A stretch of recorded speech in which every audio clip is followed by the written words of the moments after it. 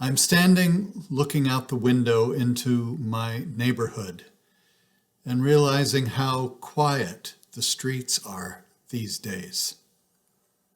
Neighbors come out very rarely, only to walk the dog or to walk themselves or to run.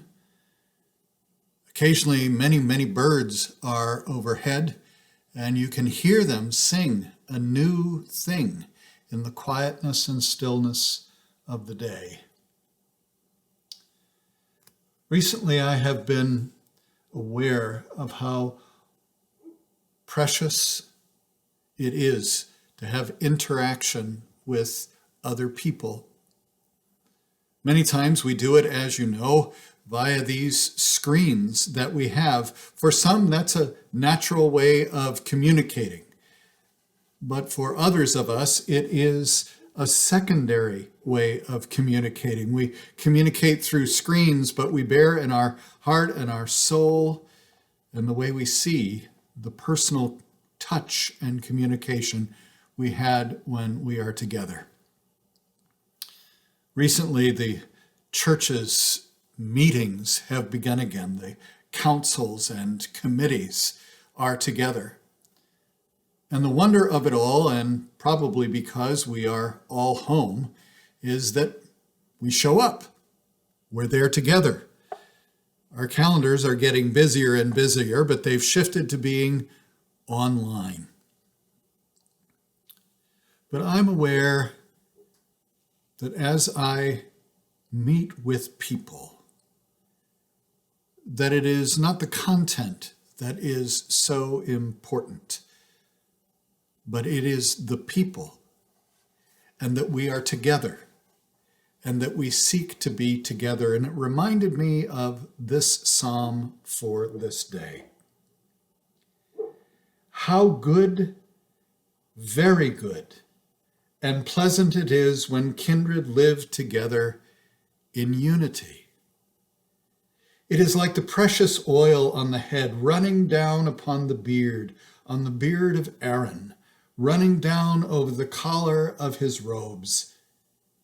It is like the dew of Mount Hermon, which falls on the mountains of Zion. For there the Lord ordained the blessing, life forevermore. It is Psalm 133, and I'd like to share it with you again. To imagine what it is like. I have read this, and there has been the reflection that I have a beard like Aaron and know what it must be like to have oil or at least shower water run through it. But I would invite you to think not of oil necessarily or of a man's facial hair, but simply the refreshing nature of water itself. To take a shower, to go swimming in a lake, to fish in a river. It's an analogy to how very good and pleasant it is when kindred live together in unity. It is like the precious oil on the head running down upon the beard, on the beard of Aaron, running down over the collar of his robes. It is like the dew of Mount Hermon, which falls on the mountains of Zion. For there the Lord ordained his blessing, life forevermore.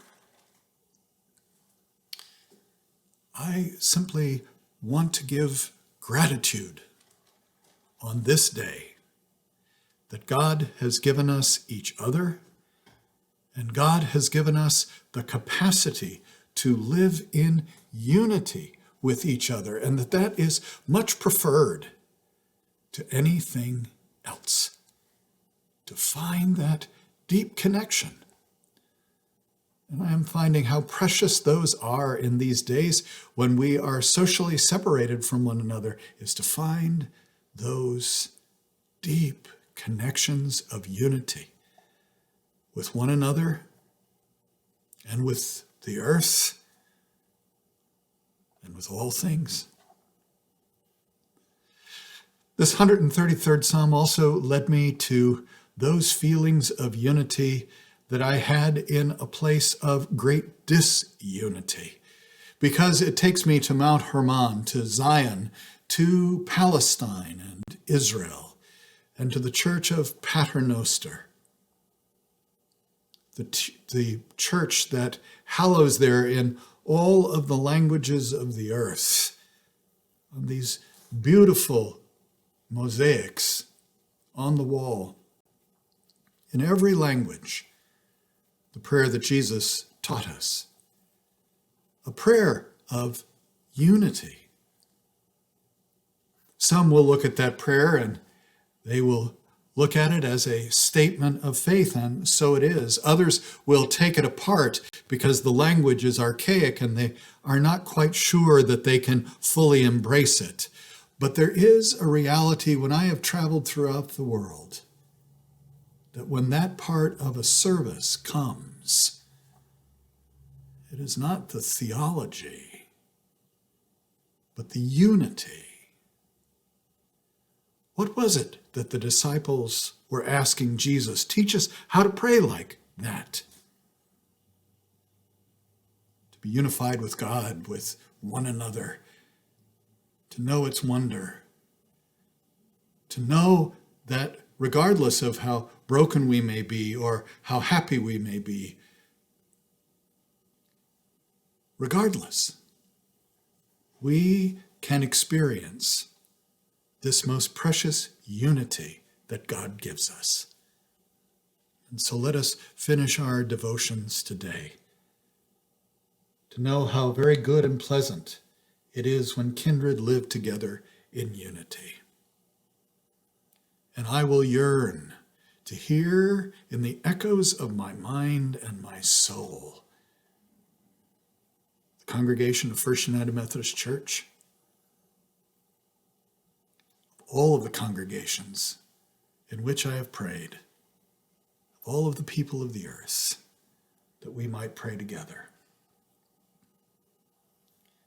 Our Father, who art in heaven, hallowed be thy name. Thy kingdom come, thy will be done on earth as it is in heaven.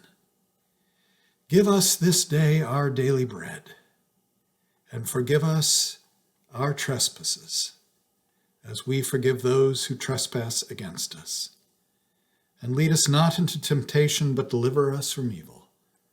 For thine is the kingdom and the power and the glory forever.